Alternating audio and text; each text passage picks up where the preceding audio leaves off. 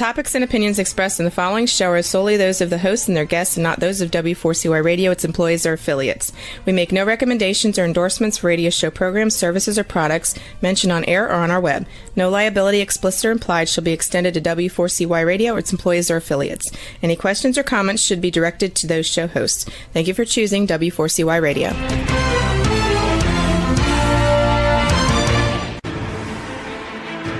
What's working on purpose anyway?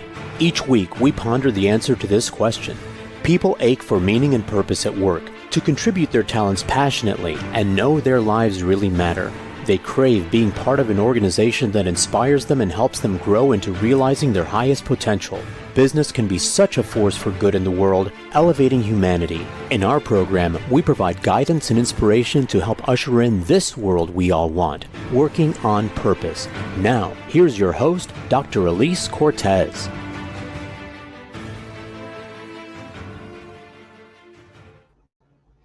Welcome back to the Working on Purpose program, which has been brought to you with passion and pride since February of 2015. Thanks for tuning in again this week. Great to have you.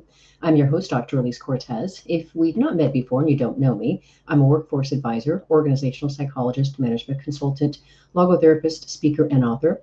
I am constantly researching and helping my clients elevate their game and their culture. My team and I at Gusto now help companies to enliven and fortify their operations by building dynamic, high-performance cultures, inspirational leadership, and nurturing managers activated by meaning and purpose. And did you know that inspired employees in purpose-led companies outperform their satisfied peers by a factor of 2.25 to 1? In other words, inspiration and purpose are good for the bottom line. You can learn more about us and how we can work together at gusto-now.com and my personal site, alisecortez.com. If you're getting into today's program, we are joined today by Dr. Paul White, who is a psychologist, author, and speaker who makes work relationships work. As a speaker and trainer, Dr. White has taught around the world, including North America, Europe, South America, Asia, and the Caribbean. He's the co-author of the best-selling book, The 5 Languages of Appreciation in the Workplace, Empowering Organizations by Encouraging People, with co-author Dr. Gary Chapman. We'll be talking today about the ROI of appreciation in the workplace, how it differs from recognition, and examples of the 5 languages of appreciation. He joins us today from Wichita, Kansas. A hearty welcome, Dr. White, to Working on Purpose. Thanks. Glad to be with you. Isn't it great? I'm so happy to have you, and I want to celebrate this beautiful thing you put into the world. Gorgeous. Thank you. Absolutely enjoy it, appreciate it, align with it, which is why I reached out to you on LinkedIn and said, please come on Working on Purpose and talk about this with me. Yeah, glad to do that. And we're pleased that the book has done well over time. It recently went over 800,000 copies. So we're on our way to 1 million, but that's all right, whatever. So listeners and viewers, for a little context, the average book doesn't sell more than 3,000 copies. Just a little context for you. So this really is something to celebrate. Okay, so let's just start, Dr. Paul, with a bit of your background and what drew you to research in the appreciation space, and how I'll get to kind of the work that you do and how you met Dr. Chapman as well. But let's start with, why appreciation? Why the workplace? Yeah, so actually the first part of my career, I tested students with learning difficulties, ADHD and dyslexia and all those kinds of things. Mid-career, I had some friends who were business consultants that knew that I'd grown up in the context of a family-owned business, and asked me to help them because they kept running into family issues as they were dealing with businesses, because 85% of all the companies in the U.S. are family owned. And so I did that, traveled around, got to work with significantly wealthy families and businesses, dealing with the family issues that cross over and business succession. And I was in North Carolina talking to, in this case, the father and business owner, asked him how the plan was going. And he said, it's fine. My son's stepping up. I think it's going to work. And I walked across the hall and I asked the son the same question. He said, this is a disaster. It's never going to work. I can't ever please my dad, which I could understand and identify with. So my wife and I were reading The 5 Love Languages by Dr. Chapman at that time, bestseller in personal relationships, sold 25 million copies. And I thought, I wonder if this could help, in family businesses and businesses. So I pursued Dr. Chapman for a year. It took me a year to get through to him and pitched the idea. And he had others pitch, but I had sort of a background both in business and in relationships. And I had the good fortune of having attended the same undergraduate school that he did. And so I think that was a little bit of a foot in the door. And so off we went and wrote the book together and developed an online assessment, which has been taken by almost 500,000 people, and then training materials to allow people to learn how to apply the concepts in their daily lives. I really appreciate it. Of course, as somebody who develops cultures of gusto and inspirational leadership, appreciation is foundational. So I'm totally aligned with you, Dr. Paul, and want to help. Now let's help our listeners and viewers understand the difference. Well, first, let's talk about this. I want to talk about the return on investment for appreciation. What does it actually yield in the workplace for those listeners and viewers who don't know yet? Yeah. So, I mean, a lot of business leaders and organizational leaders think, it's about making people happy and feel good. And we want that to happen, and it usually does. But really, the impact is in how the organization functions. That we know, like right now, for a lot of organizations, turnover is high, and we can reduce that. We reduce conflict within the workplace. We increase productivity. When team members feel valued and appreciated, productivity and profitability increases. Profitability largely because the single largest non-productive cost is turnover. If you can reduce that, we can make things go better. And it's fun because it's really one of these issues that our assessment is, a lot of managers and leaders have taken various different kind of personality assessments or whatever, but most frontline people don't get that opportunity. And so we priced ours low enough that, PepsiCo across their organization, Miller Coors, Caterpillar are using it with their frontline workers, and they really enjoy it. Sort of, self-discovery, and also they share it with their team members. And so good things happen when people feel valued and appreciated. And sort of out of self-interest, managers enjoy their work more because they're not having to deal with all these stupid little conflicts over size of, the computer, or whether the person has a window, or all the things that really aren't relevant to the mission of the team. Mm-hmm. A couple of things in response to that. One, in the years that I've spent in measuring employee engagement and diagnosing culture, et cetera, we know, and you say this in your book, that the number one driver for employee engagement and satisfaction is that feeling valued and appreciated. Right. So that's the first thing. The second thing I want to say about you mentioned how much this idea of inculcating appreciation in the organization helps with retention. You have some fantastic stats in your book that ought to give leaders some tremendous pause, that the cost to replace what a frontline person is 150% of their salary, and a high-level executive something like 400% of their salary. Right. So in other words, let's learn how to put appreciation into our businesses, shall we, folks? This is worth your time and effort. Yeah, and research continues to come out that shows that, in fact, right now the EU, the European Union, and the Securities and Exchange Commission, the U.S., are implementing procedures and laws and regulations about companies having to report their efforts on employee satisfaction, retention, appreciation, because two companies that do the same kind of thing, if one pays attention to that factor, they're going to outperform their competitors significantly. And so that makes a difference to an investor, right? that you're going to go with a company that earns you more as well. Mm-hmm, mm-hmm. I appreciate that distinction. I didn't know that about that legislation. Okay, so now let's do this. I think lots of organizations are now hearing very distinctive terms. We hear things about mattering and belonging. Those are distinctive terms. Recognition and appreciation are distinctive terms. Can you distinguish them for us? Sure. Yeah. Employee recognition has been around for, a couple of decades, and it has improved the workplace to some degree.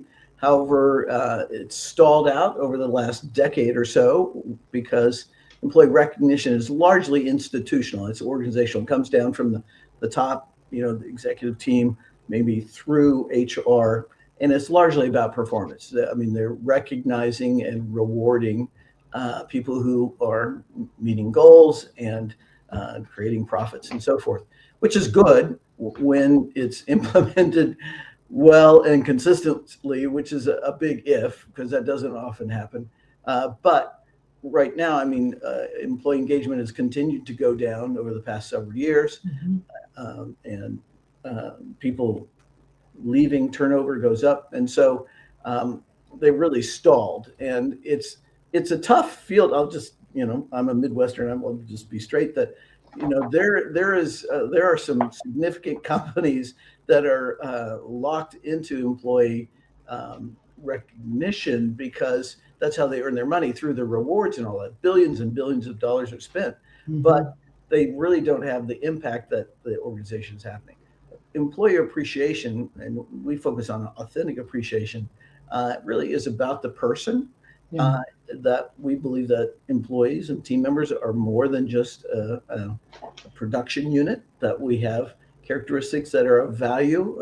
In addition, I personally like to work with cheerful people more than grumpy people, and other kinds of things that are of value outside of your performance. And also, it's person to person. It's not down the org chart. Well, one of the cool things that we found and can facilitate is people being able to communicate appreciation across the organization to team members, to a different department, top down, from a frontline worker to their supervisor. So it's really person to person, and that's the focus of it.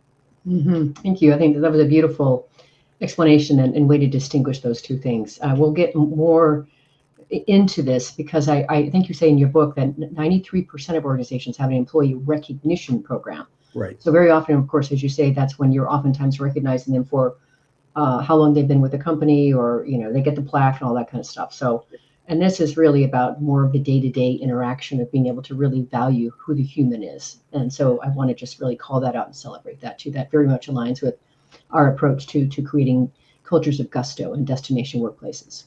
Cool. Yeah.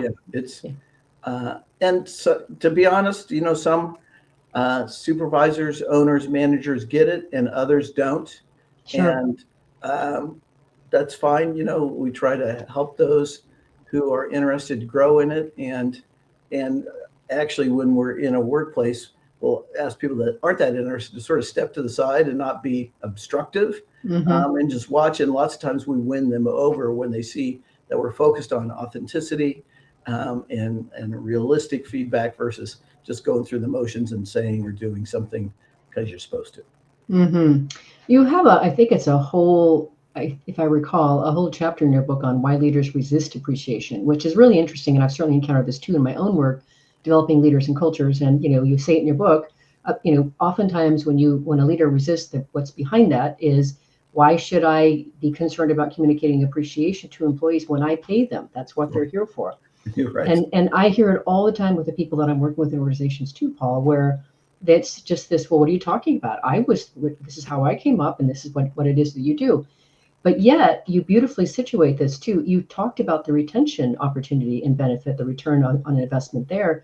But then you also have this tremendous motivation, wherein you actually say in your book that 4 out of 5 employees say that they are motivated to work harder when their boss shows appreciation for their work. Wow. So now we have discretionary effort, we have commitment, we have loyalty. So a few reasons that we might want to consider this idea of, why should I give somebody appreciation when I already give them a paycheck? Yeah. And also, I think a big barrier for a lot of leaders, whatever level they are, is that they're busy, and they're saying, Sure.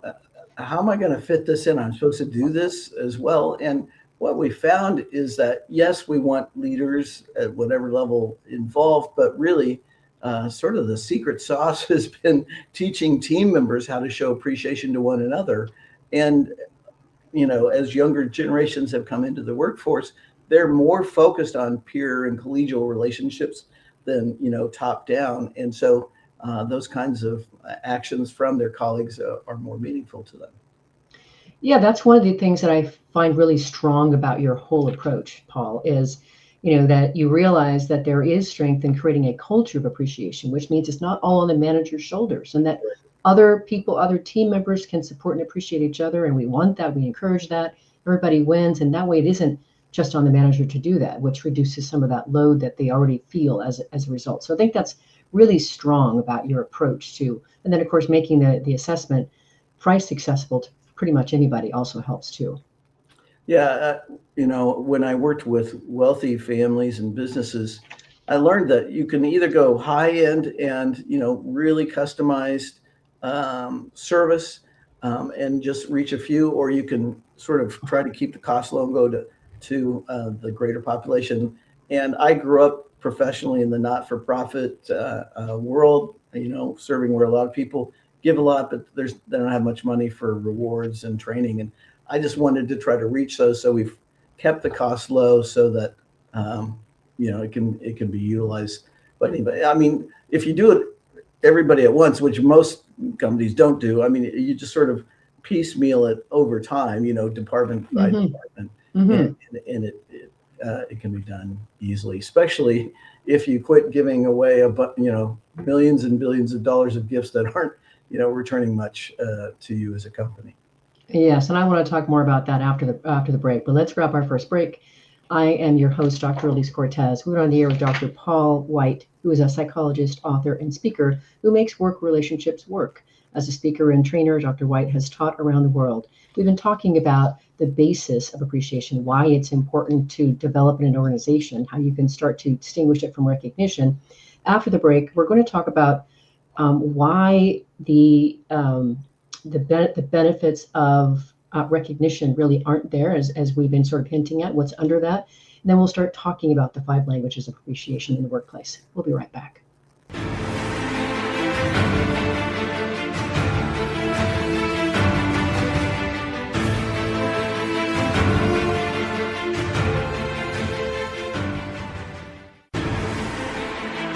Dr. Alise Cortez is a management consultant specializing in meaning and purpose, an inspirational speaker and author. She helps companies visioneer for greater purpose among stakeholders and develop purpose-inspired leadership and meaning-infused cultures that elevate fulfillment, performance, and commitment within the workforce. To learn more or to invite Alise to speak to your organization, please visit her at alisecortez.com. Let's talk about how to get your employees working on purpose.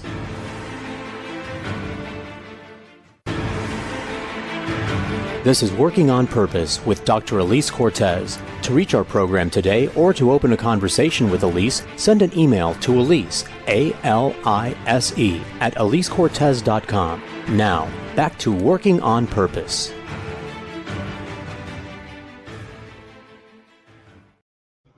Thanks for staying with us and welcome back to Working on Purpose. I'm your host, Dr. Alise Cortez. As I am dedicated to helping create a world where organizations thrive because their people thrive, they're led by inspirational leaders that help them find and contribute their greatness, and we do business in a way that betters the world. I keep researching and writing my own books. So one of my latest came out. It's called The Great Revitalization, How Activating Meaning and Purpose Can Radically Enliven Your Business.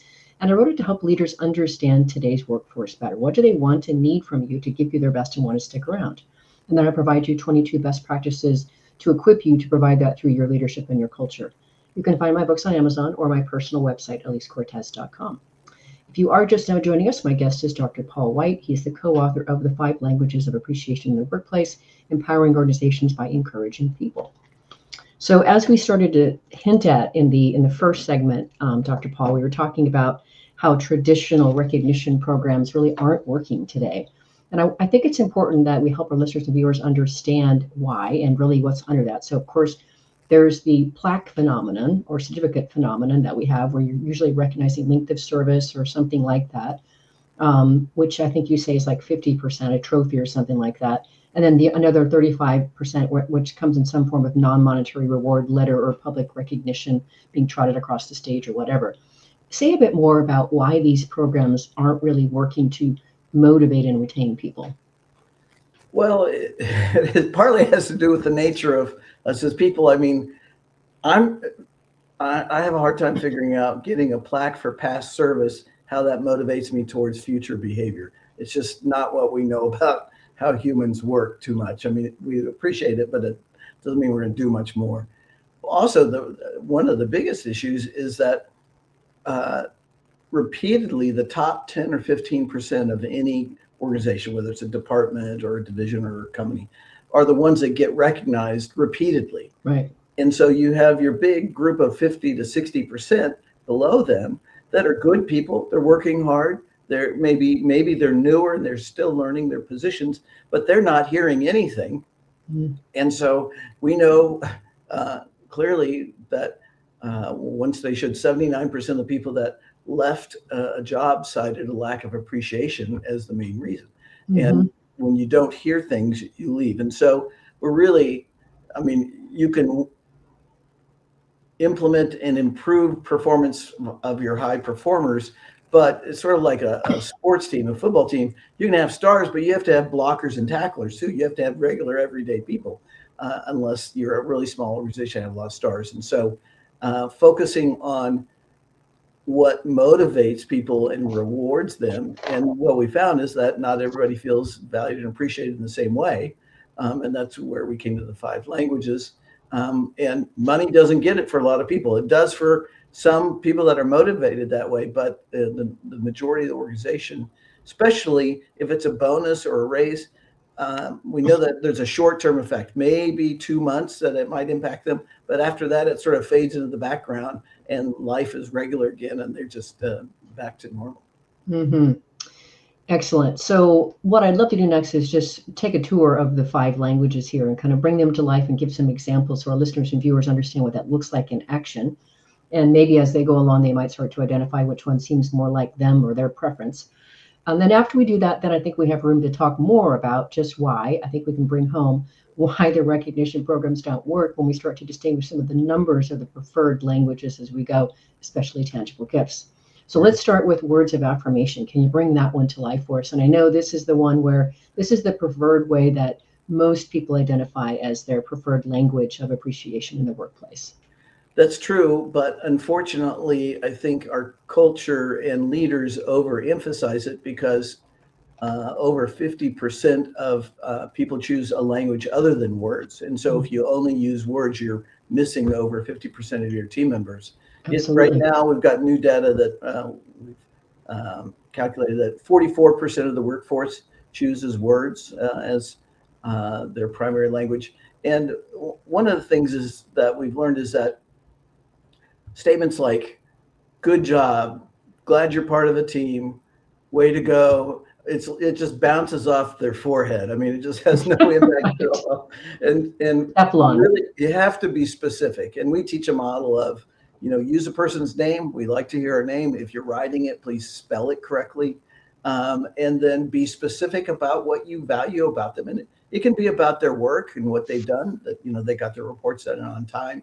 But the third piece that's really important is to tell them and communicate why it's important, either to you, to the organization, or to the client. For getting your, Sylvia, thanks for getting your reports in on time to me. That way I have a little bit of leeway to be able to pull all the reports together and get it out to my boss on time as well. So it's really important to do that. And there's different kinds of actions in each language. Words, it can be one-on-one. That's sort of the most common way, but it could be in a small group or a team Zoom meeting that you call out somebody that really served one of their clients well. One of the things we know that about 40% of the workforce doesn't like to go up in front of the group, a large group, to be recognized, and it's actually a negative for them. So you've sort of gone cross purposes for that. And then also written communication is helpful for introverts, that especially giving it, that they get really anxious about sort of talking to somebody directly, and being able to send a text or an email or write a card is more comfortable for them. Beautifully articulated, Dr. Paul. One thing I'd like to do is map over what you said about when you give the words of affirmation and you share why or how the contribution was important and how it made a difference to the other person's work. Now you're in the space of what we call mattering. And mattering has become a tremendous area to distinguish and help organizations to really help people feel like they are valued and appreciated. So I just wanted to put that together for listeners and viewers who've been listening to this show for a while. They probably made that connection already, but new people maybe haven't yet. So just wanted to thread that little needle there together. It's just gorgeous. Right. Okay, so let's talk about the second language, quality time. And let me just say here, that's interesting. I took your assessment and I did discover in the workplace, quality time is my preferred language of appreciation. And that is both with my team and also with the really sacred work I get to do with organization leaders. And so that was helpful for me to, I had thought it was just words of affirmation. So I really appreciate that. Now it makes much more sense as to where I get my juice and my jam. So thank you, Dr. Paul. You bet. You bet. Yeah, quality time is an interesting one in that we've learned that it really differs according to generation as far as the age and stage of the worker. That for those of us that are older, like me, quality time, we learned that it was really about valuing time with our manager or supervisor, because time is really one of our most precious commodities, either in them giving us instruction or just some focus and listening to us or hearing our ideas. But for younger workers, I tell leaders, just because you have a team member that has quality time as their language doesn't mean they want time with you. Okay. You may be wonderful, you may be great, but they really want to hang out with their peers and go to lunch, go out after work. And so, and this is one of the barriers that a lot of people would say, oh, I don't have time to spend time with everybody. Well, you don't have to, because they don't want to spend time with you necessarily. And that's where in our inventory, we not only identify the language, but the specific actions and from whom you want them. So you get really sort of granular. And so it's 26% of the population. So about 1 out of every 4 people value quality time.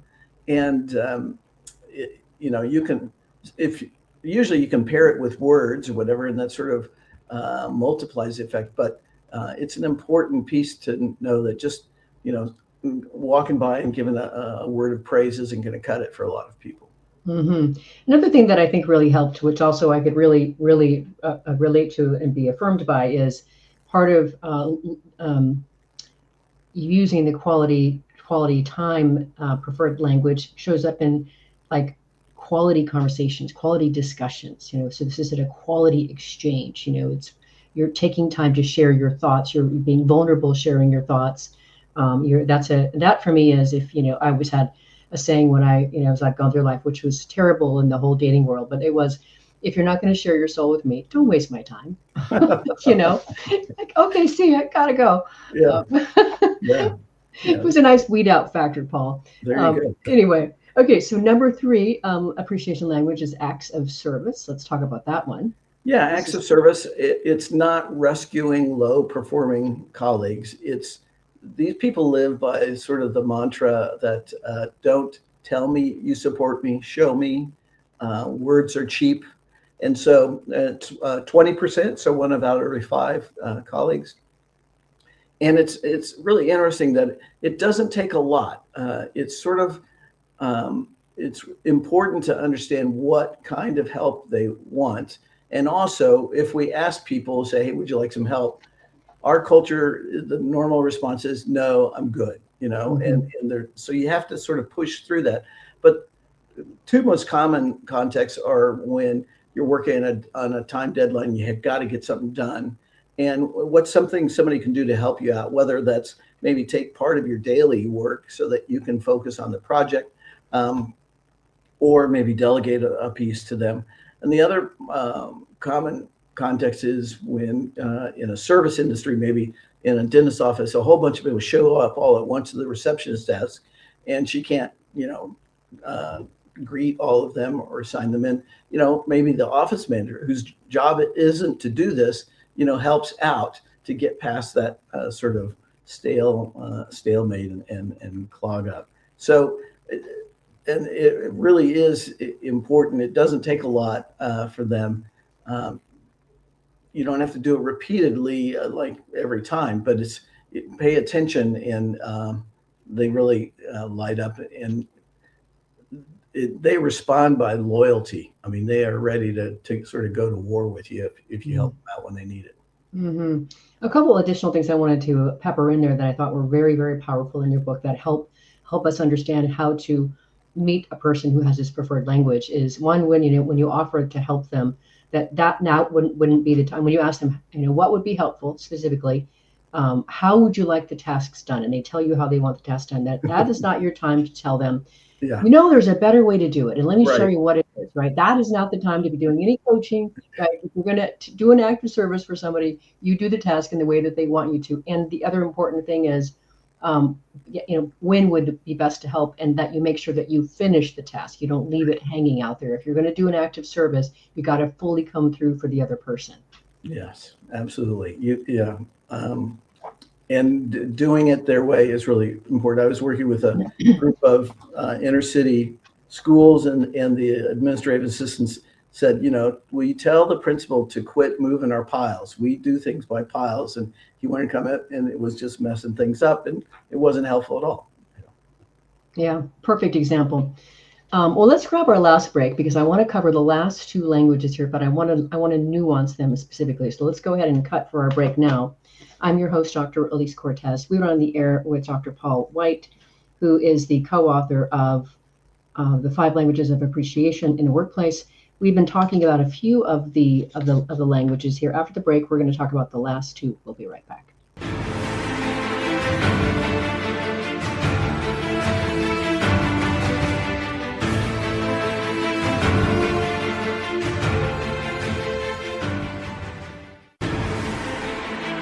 Dr. Alise Cortez is a management consultant specializing in meaning and purpose, an inspirational speaker and author. She helps companies visioneer for greater purpose among stakeholders and develop purpose-inspired leadership and meaning-infused cultures that elevate fulfillment, performance, and commitment within the workforce. To learn more or to invite Alise to speak to your organization, please visit her at alisecortez.com. Let's talk about how to get your employees working on purpose.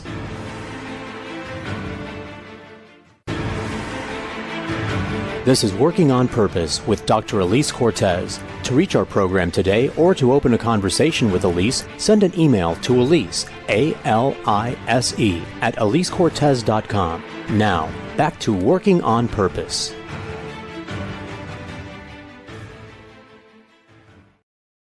Thanks for staying with us, and welcome back to Working on Purpose. I'm your host, Dr. Alise Cortez. As you know by now, this program is dedicated to empowering and inspiring you along your journey to realize more of your potential. If you want to learn more about how we can work together and learn about the Gusto Now Academy for leaders and individuals on various journeys alike, make your way to gusto-now.com and then navigate to the training tab to find the Academy. We'd love to have you join us.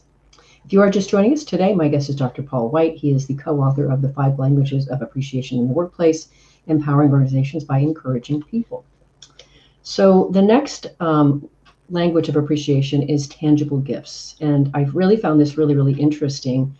And you have a whole chapter on blind spots about, whatever language is your least favorite, you probably are blindest to its power to somebody else. This is my least favorite. Okay. So let's talk about tangible gifts. Yeah, tangible gifts in our model is not raises, it's not bonuses. That's, according to the organization and management. It's really just small things and items that show that you're getting to know your colleagues as people and what they like. The most commonly given gift in the workplace is food. Whether that's somebody that likes to bake things and brings in some coffee cake, or, maybe the supervisor stops and gets some bagels or donuts. Actually, I'm hearing feedback that a lot of places are really tired of pizza for lunch and want to sort of move past that. But also gift cards are the second most frequently given gift. And it's doesn't have to be a big deal. In fact, we did some research and found out that there's 2 groups of people around gift cards. One like the sort of generic card, the Amazon or Visa gift cards, so they can, shop for whatever they want. But there's a group that doesn't like those because they don't want to spend it on bills. They want it according to sort of their specialty website, whether it's a bookstore or a fishing store, that they can buy something that's fun. And gifts, while it's being used in employee recognition a lot, it doesn't have a lot of impact. Latest research shows it's 9% of employees choose that as their primary way of wanting to be show appreciation. It's lower in other cultures. And because, if you never hear anything positive, if you never get any help when you need it, or nobody stops by to see you, and you get a gift and that your manager didn't even have to pay for it, it's from the company, it doesn't feel very, authentic and meaningful. So, but this is where it is the thought that counts. It's not the amount of money. That maybe they know that you're a Dallas Maverick fan, and so they get you something related to that, or they know that you're going to plant a garden this spring, and you've never done that before, and can get you a catalog or a magazine about that. But it can even be online. I mean, let's say if you're going to coach your kid's soccer team for the first time, and this person has some experience, they send you a website about training activities. So it's just about you as a person. And it can be related to performance, but lots of times it's not. It's just sort of celebrating you and what you like. Mm-hmm. And the key there, as you say so beautifully in the book, is just the importance of, appreciating and knowing your people as individuals and taking the time to learn about what's important to them. That's part of what makes the tangible gift meaningful to someone who has this preference language. Yeah, and giving everybody the same thing gets you nowhere. Right. Yeah, I know many people that in my standard gift, this is what I give. Yeah. So I really appreciate it, because when I give gifts, I do really try to think about, well, who are they? What do they care about? What matters to them? Not what do I think they need or what's easiest for me to give. Right. So I appreciate that. Okay, so then now the last appreciation language is physical touch, which you say so candidly in your book that you had left out for some period of time in your assessment, and then I think you've got some pushback and such. And it's powerful. I can tell you, for me, Dr. Paul, I use touch a lot. I lived in Brazil for 2 years. Part of the reason my company is called Gusto now is because it honors the vibrancy, the passion, the expression of those Latino cultures. I lived in Spain as well.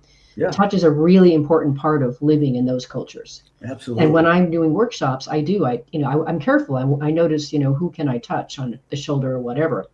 But let's talk about physical touch in the workplace.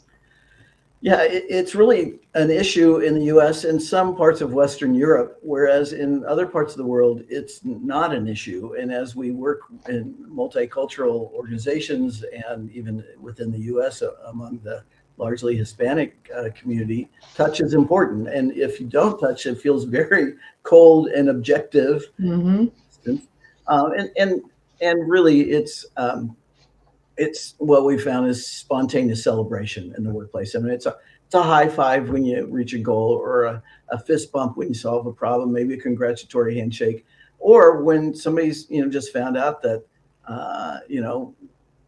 their husband's in a car accident, he's in the hospital. I mean, hand on the shoulder or a side hug, is appropriate depending on the relationship. It's always the recipient who decides what's appropriate, but I think it's becoming less, toxic than maybe it was. The Northeast still, I mean, in New York, you don't hug, they check in you for weapons, I mean, it's not part of the culture, but I think it can be very meaningful in appropriate and healthy relationships. Mm-hmm. Now, I can tell you for the, Languages of Love, the original Dr. Gary Chapman book that this book is also based on. For me, words of affirmation is also important for those kinds of relationships. But just quickly, just to distinguish, and the cultural thing is so beautiful. When I lived in Spain, what the Spaniards taught me and gave to me was, I learned the power of relationships when I lived in Spain. Everybody's kissing. Mm-hmm. Talk about physical touch. Everybody's kissing. It's beautiful. And as an American, you're like, what is that? Public PDAs. And then living in Brazil, the language of touch, you really can't really have a conversation with somebody without touching them. It's just not effective.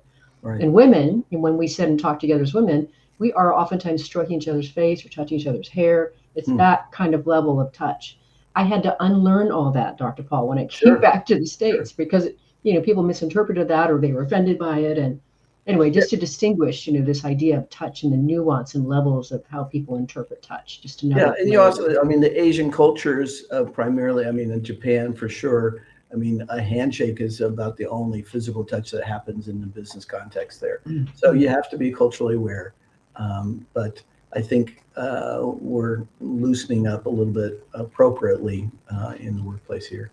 Yeah, well, we're out to create cultures of gusto. So we don't need to necessarily have public displays of affection all the time and have our hands on everybody, but we definitely want to see vibrancy and passion and expression and certainly appreciation. So you and I are locked arm in arm, Dr. Paul. You can't get away now.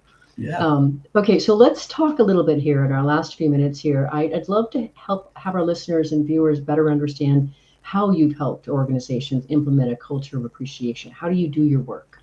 Yeah, what's been interesting over time, because I mean, we've been doing this 15 plus years, and started with some very small organizations, typically, and or like a department. And uh, often, what we do is somebody finds our material and finds it interesting, and then we sort of help them do a pilot study Okay. versus trying to get the whole organization to do that. We will go across the whole organization, but it's rarely top down across the way. It's more, piece by piece, where we find somebody who's interested and we have them take our online assessment.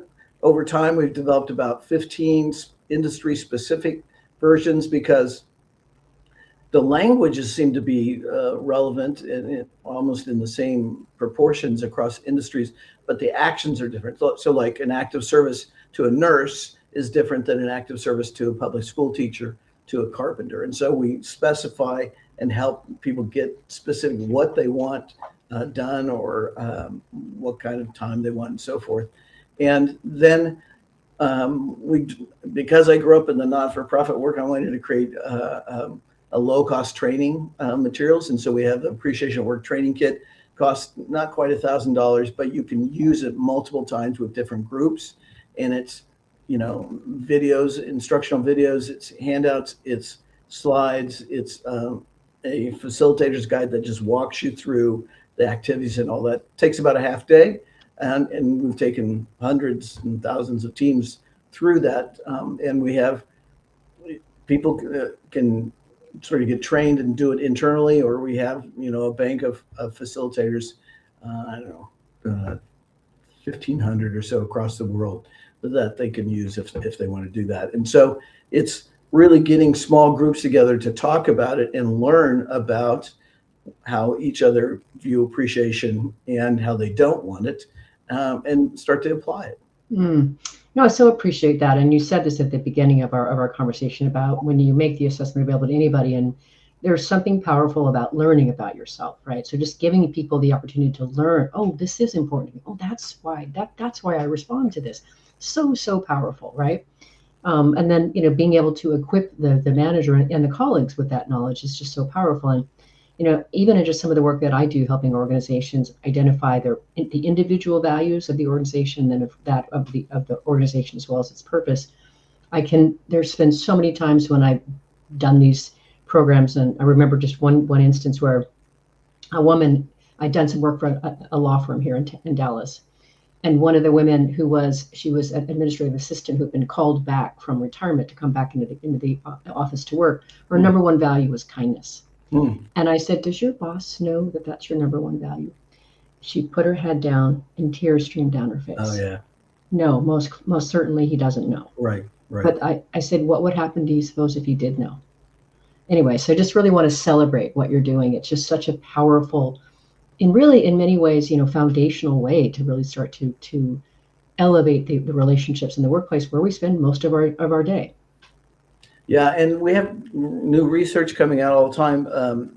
We do research, but now more and more people, and research study came out in the end of 2025 from Malaysia that found that combining employee recognition with authentic appreciation had a greater effect than either by itself, right? Because you could sort of motivate people who are motivated this way, but support and encourage people through appreciation and encouragement through the 5 languages, and the impact is greater.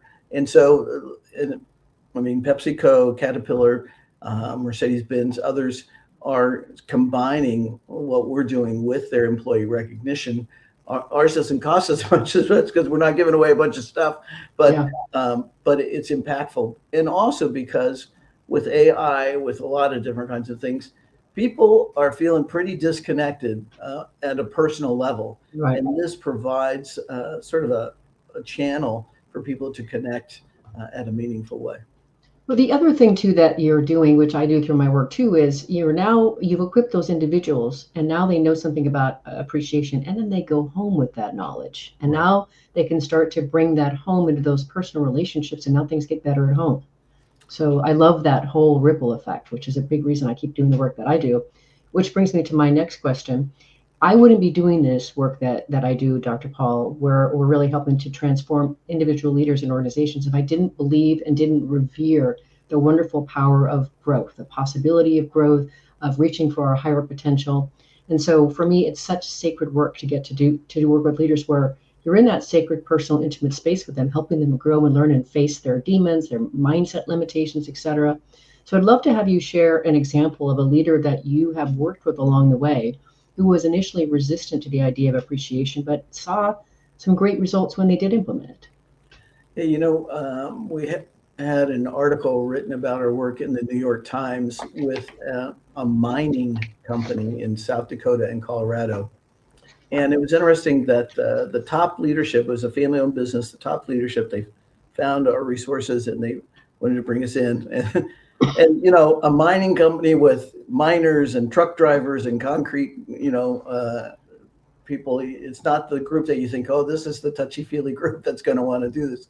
And so there was resistance. But when they heard what we were doing and the focus on authenticity, and that we encourage, if you're having a hard time appreciating somebody, don't try to fake it. That's going to really undermine trust in your relationship as a whole. And so it was interesting to see them embrace it and try it out. And that's sort of an interesting. I mean, there are people that get excited about this. Oh, I've heard about the 5 love languages. I thought about work. How do you apply it? But then there's other people like, what? But to do it within the context of relationships with people that you work with daily, authentic and genuine, and you receive appreciation in a way that's meaningful to you. What happened then is they started doing things like they created little symbols to put on their helmets of their own language. Mm. And then it became really sort of an honor to be able to go through the training. They have a pretty fast turnover for people that just join. So they have like a 90-day waiting period, and then when they could go through that, then they would go through the training and share that. And it's been fun to see that, as well as other places that take it on and sort of, whether they make T-shirts or they create a gift card stand where people can go get cards and sort of adopt it into their own culture. It's been fun to see. Mm. I so appreciate that. I personally, one of the most cherished things that I know my work is working is when I get the call from the spouse saying, I don't know what you're doing, but thank you. Yeah. So the show goes by so fast, Dr. Paul. It's listened to by people around the world. What would you like to leave the listeners and viewers with, say, in about 20 seconds? I would say, first of all, start somewhere with someone, that it doesn't take a lot. If it's words, that's okay. Do it privately versus in public. Be specific. But then learn more about it in our website and appreciationatwork.com. And I'll invite people. They can write me at paul@drpaulwhite, drpaulwhite.com. Tell them, you heard it on this podcast, and I'll send you a sample report and sample group profile too, so you can see what it looks like, and then try it out with just even a small group at your workplace. So glad to cross paths with you, Dr. Paul. It's a delight to know you, to learn more about the language of appreciation, the preferred ways of appreciation. I really learned a lot from your book and this conversation. Thank you for coming on Working on Purpose. Thanks for having me. I really enjoyed it. So welcome. Listeners and viewers, you are going to want to learn more about Dr. Paul White, the work that he does as a leadership trainer, helping companies to improve culture, and his book, The 5 Languages of Appreciation in the Workplace. You can visit him at his personal site. It's drpaulwhite.com. So it's drpaulwhite.com. And then his business website is appreciationatwork.com. Last week, if you missed the live show, you can always catch it via recorded podcast. We were on the air with Ken Lizotte. He's the founder and CEO of Emerson Consulting Group, which is a consulting firm helping establish thought leadership to professionals of all types, and also the author of Walden for Hire, Business Lessons from Henry David Thoreau. We talked about Thoreau's vast work experience and philosophy of work, his work as an entrepreneur and an inventor in his family pencil business, and the school he founded, all of which give us a fresh perspective on business today. Next week, we'll be on the air with Yadira Caro. She's an organizational psychological practitioner and coach, talking about her book, Hardcore Soft Skills, a guide to working with humans. See you then, and let's continue learning and leaning into how to discover how to elevate the operating system as a leader, becoming inspirational, and create destination workplaces where legendary business takes place. Let's work on purpose.